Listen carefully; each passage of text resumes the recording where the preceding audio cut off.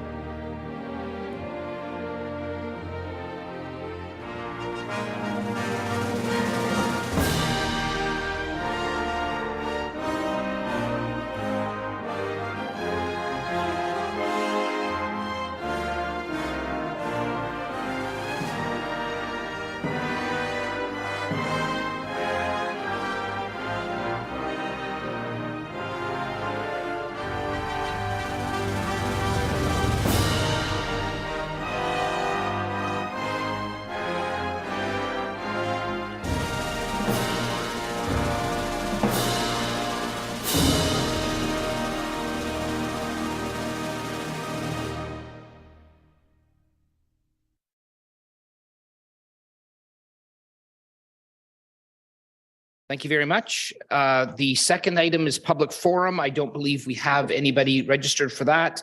And the third item is council announcements. Councillor Silvitz, you had expressed an interest in that. Thank you, Mr. Mayor. Good morning, everybody. Welcome.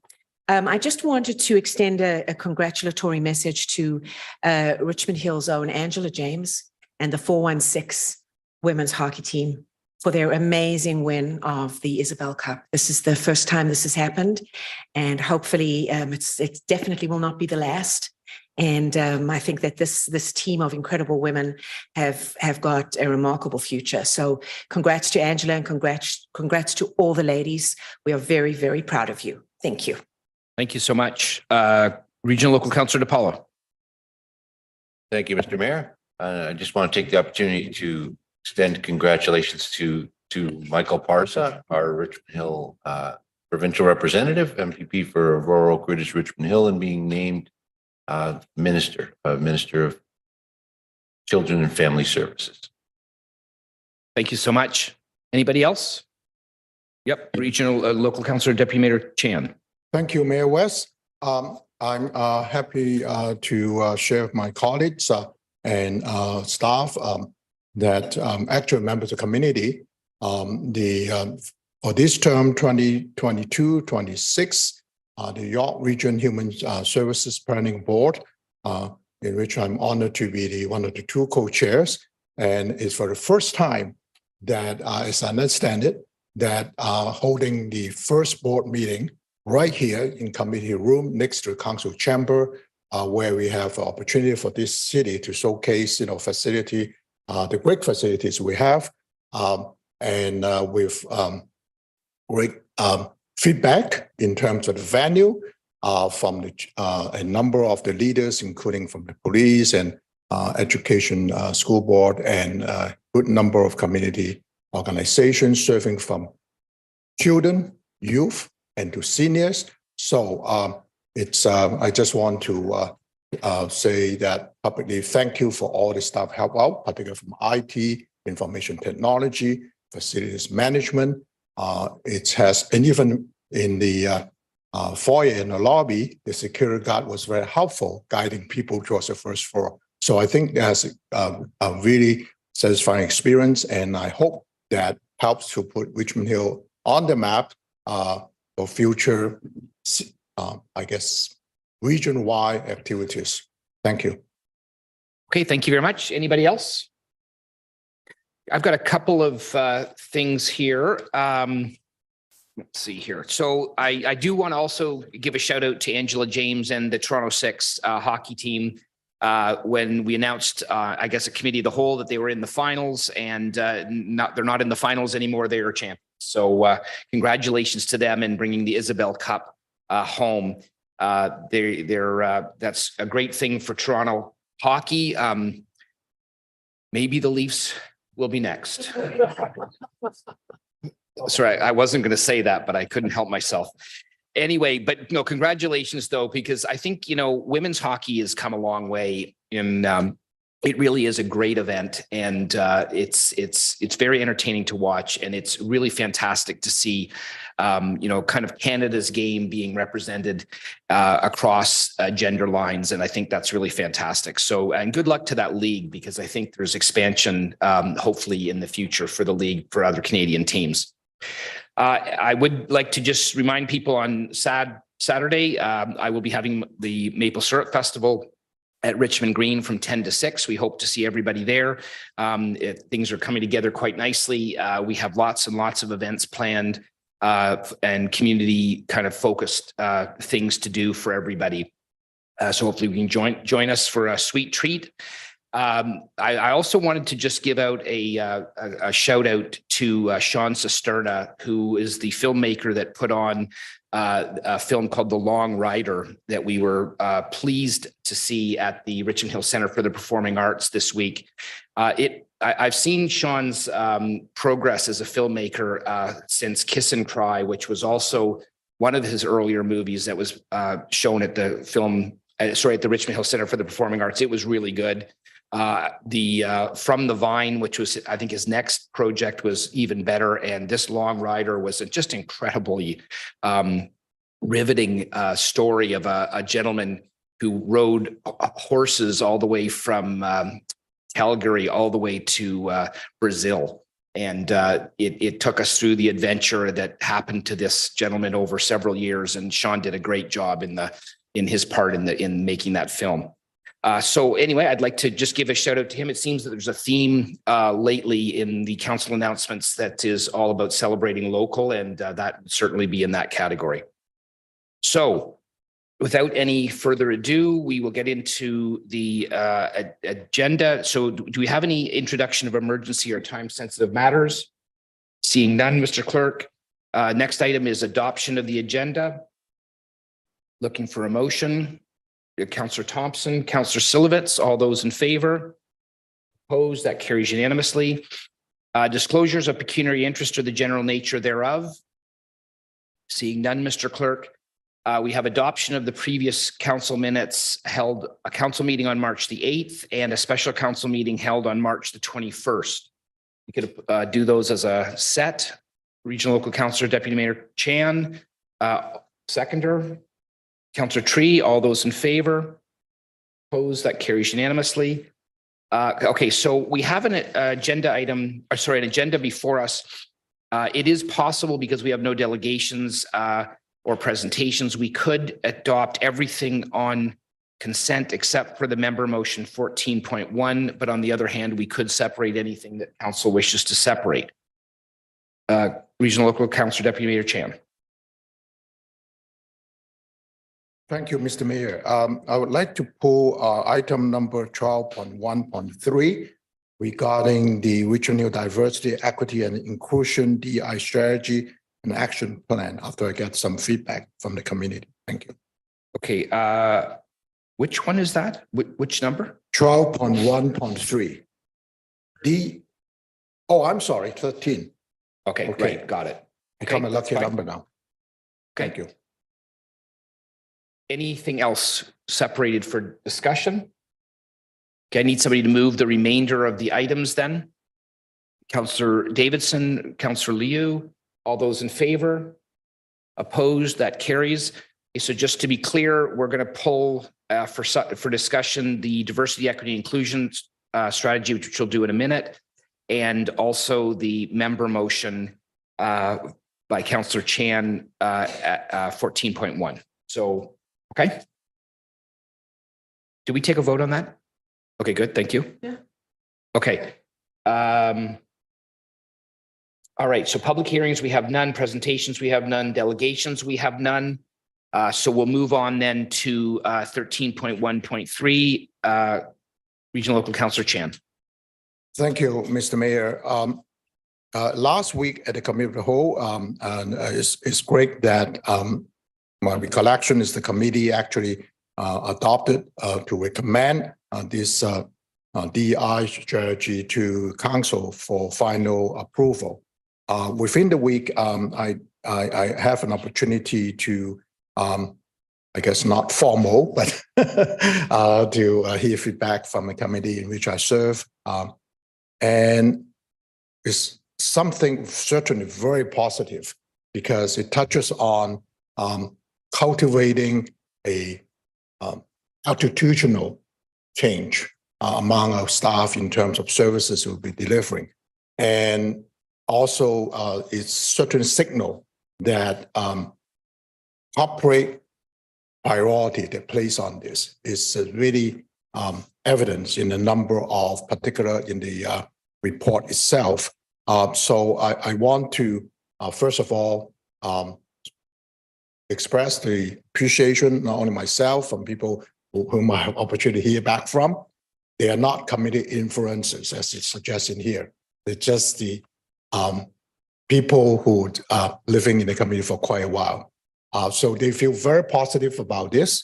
The corporation is placing priority on this and also taking positive steps that towards truly equitable, inclusive, not just welcoming, but truly embracing diversity.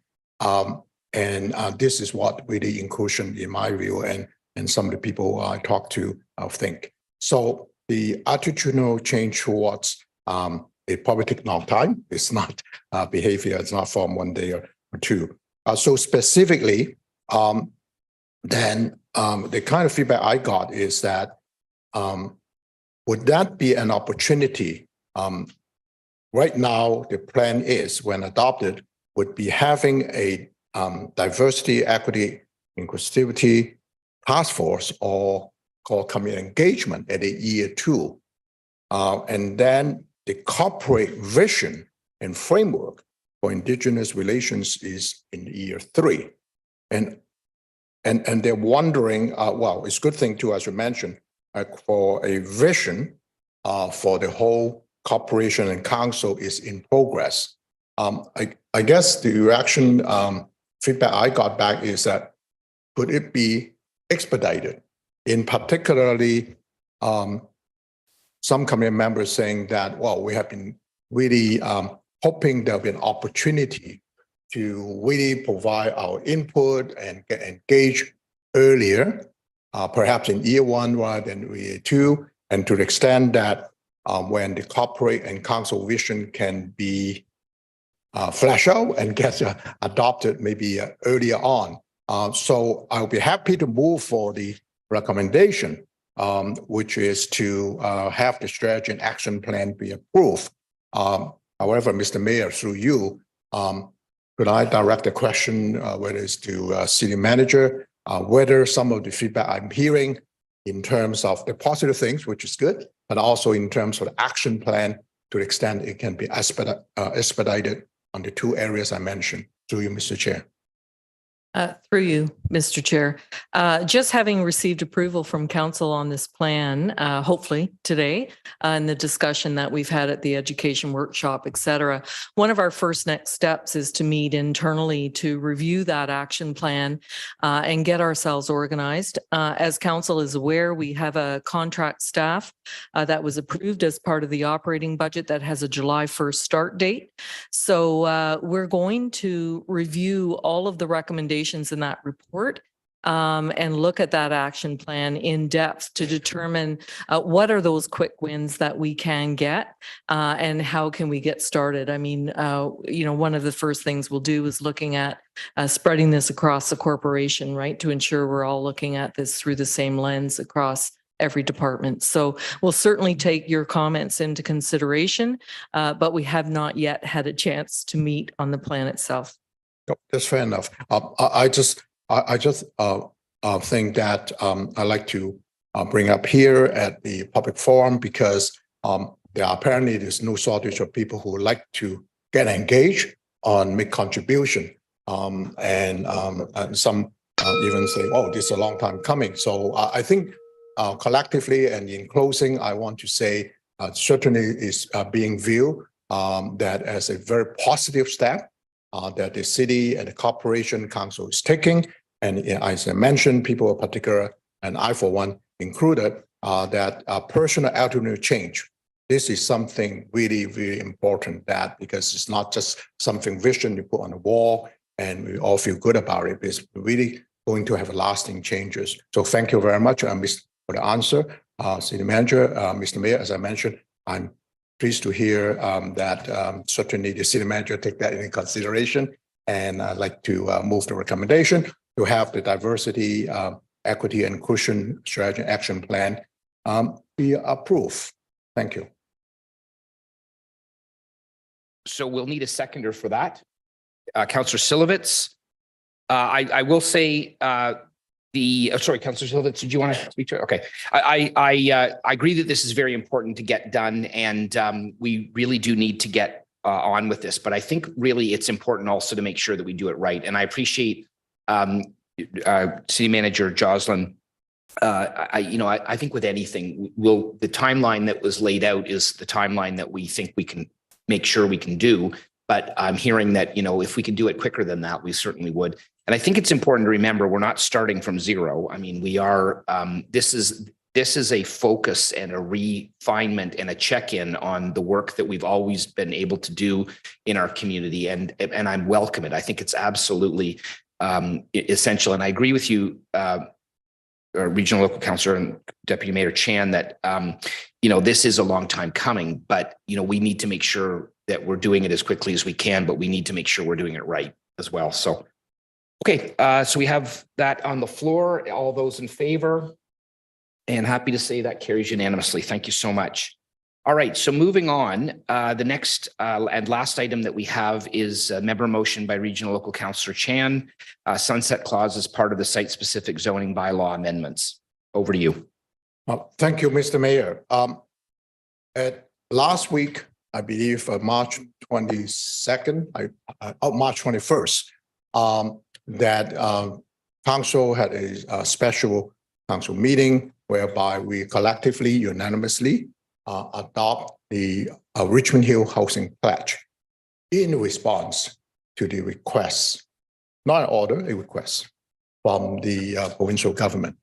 And I think the important part of that is to demonstrate our spirit of collaboration, spirit of really be a player in search of solution, because not Richmond Hill, it's fair to say Ontario municipalities have been, I would say, being the kind of person, like people like to say on a poster, as not really the best player in the whole area in terms of providing housing supply, in particularly in terms of helping to expedite the availability of housing. Not much has been talked about affordability, but just supplying the units. And I did mention in a particular special council meeting before we adopt the pledge, it needs the cooperation of all players. And when you're talking about supply of housing units, where the Ontario government want us and other municipalities to pledge, I think a total of 29 out of the 444 in Ontario, are privileged to be asked to be part of the solution by making the pledge. So, but the city only has so much control or limited control in terms of housing supply. And I think it was our responses from our staff, they say, because the city is not in construction or building housing units, the city is in a position, as the mayor always say, do it right. Whether any applications for any proposed development are really within the parameters of the Ontario Planning Act and official plan, zoning bylaw for any amendments. However, one of the few tools within our limited tool kit. The city can exercise the making changes is to insert what's called sunset clause, which meaning when approving a particular, let's say, application or amendment of the official plan or zoning bylaw for proposed development, it could be looked into as a terms and conditions of approval that if the building permit application have not been initiated within a period of time, whether it's 3 years or whatever appropriate time, that that particular approval will be repealed. And it's not meant to be disincentive. In my view, is actually an incentive for the applicants or the development industry to build, and to all those housing units are so much needed. And already we know that within Richmond Hill, and it was mentioned many, many times, we actually have 11,000 housing units already been approved. However, the building permit application haven't come in yet. So I think that this is, in my view, a reasonable approach to help and again engage all stakeholders, particularly in this case, the building industry, development industry, who are in the business of building housing units, to really help to address and help Richmond Hill to meet our objective and the target and the pledge. And I think at the end of the day, hopefully more housing units, more choices of housing units to supply, and it does meet the provincial objectives to build more homes. Remember Bill 23? Faster. The city cannot build the homes more faster, but in working along with the building industry, and please help be part of the solution. So, Mr. Mayor and my colleagues, and I submitting this motion because this is the area that the city has control of, and we're taking positive action. It's not bold, but it's positive, and help to exemplify our spirit of collaboration and cooperation. So my motion in front of you, and I hope that one of my colleagues, and I believe I do have Councilor Davidson, if I can mention her name, who indicated she would be seconding my motion. Thank you, Mr. Mayor. Okay, thank you. Councilor Davidson. Thank you, Mr. Mayor. I fully support this. The Build Homes Better, Faster Act only works if they actually get shovels in the ground and build new units of all types. So we are going to do what we can in accordance with provincial guidelines. I think some fees may be waived for developers in the future. We are easing a lot of the rules that might make it a longer haul to build something. And so the other half of this, or much more than half, is actually getting the units built. So I think it's fair to say, if you have approval for something, you get your shovels in the ground within a year or two, so that we can actually show improved stock of housing at the end of this period. So I fully support this, and I look forward to partnerships with developers who want to do the same. Thank you. Okay, thank you, Councilor Tree. Okay, thank you, Ms. Chair. Through Ms. Chair, the first question to our planning department. We know we have 11,000 approved already. I just wondering, for the past few years, how many approved per year, and how many really in construction?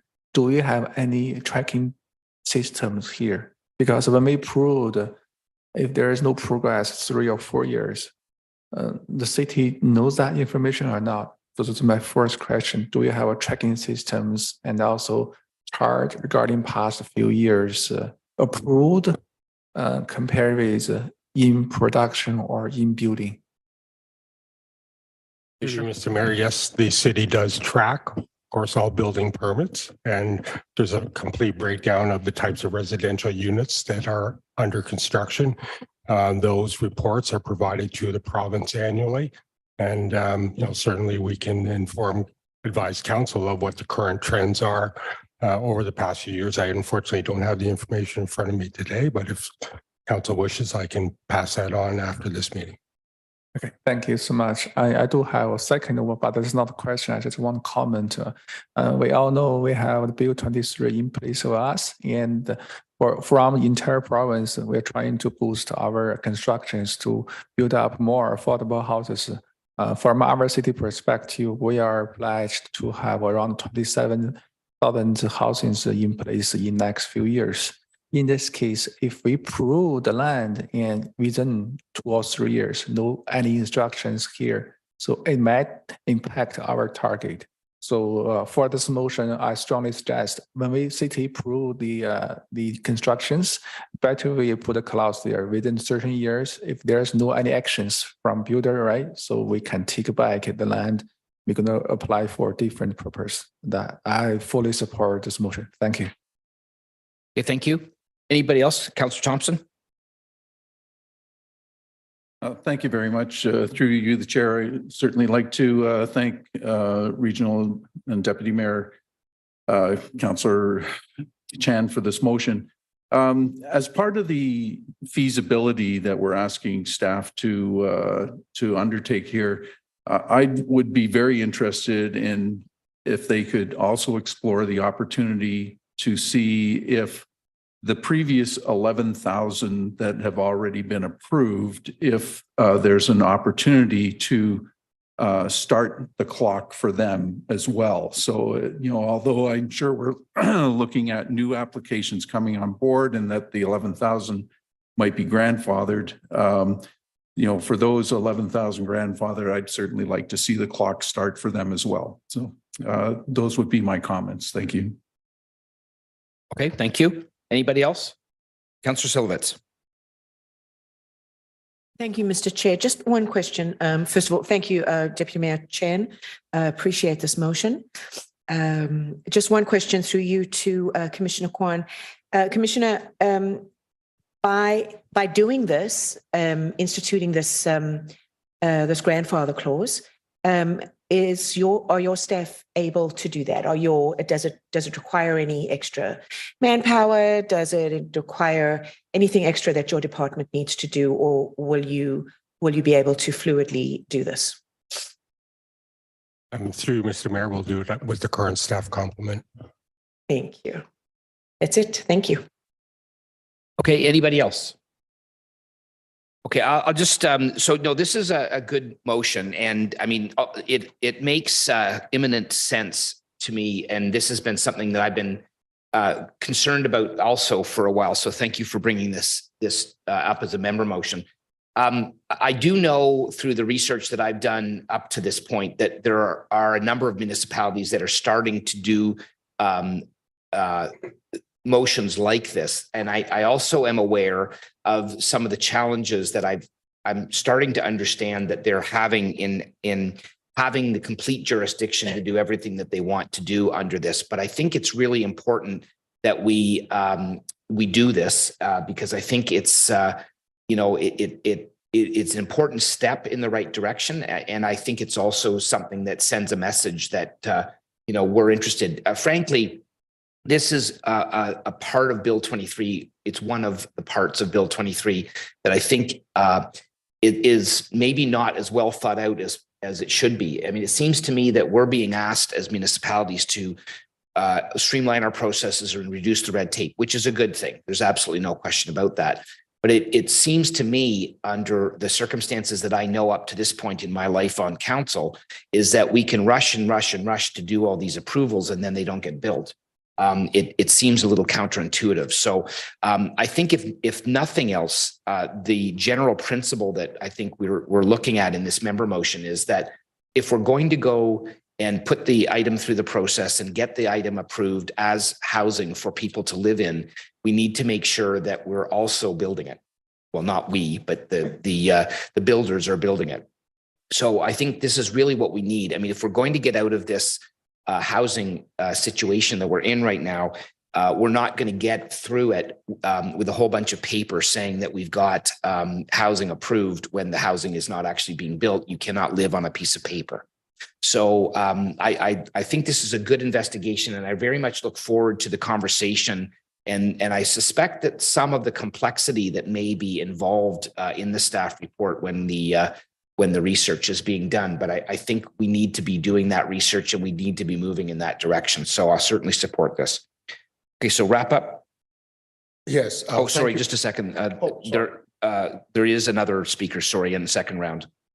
Sorry about that. Go ahead, Councillor Thompson.